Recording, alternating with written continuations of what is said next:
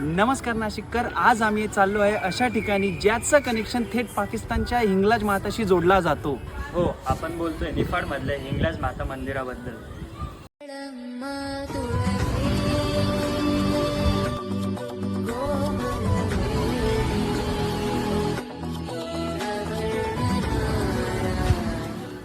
History अनुसार पाकिस्तानच्या बलुचिस्तानमध्ये असलेलं हिंगलाज माता टेम्पल हे 51 शक्तिपीठांपैकी एक मानलं जातं.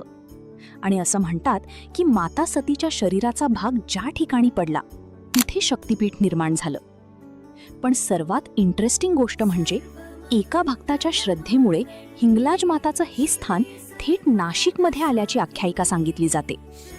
सांगितलं जातं डोंगरपुरी महाराजांनी तपश्चर्या करून आणि देवीला जाऊन ती प्रसन्न झाली.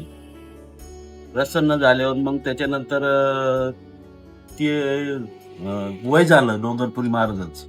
91 वर्षाचे झाल्यानंतर ते देवीला विनंती केली का मला आता पुन्हा येणं होणार नाही, म्हणून तू माझ्या बरोबर चाल.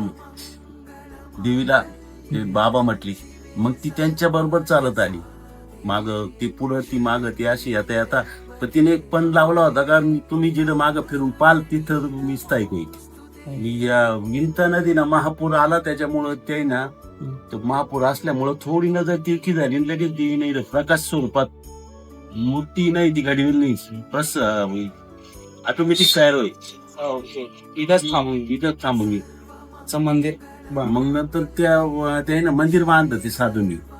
आणि 1000 फूट जिवंत समाधी येईल संजीवनी मंदिराला खेटून.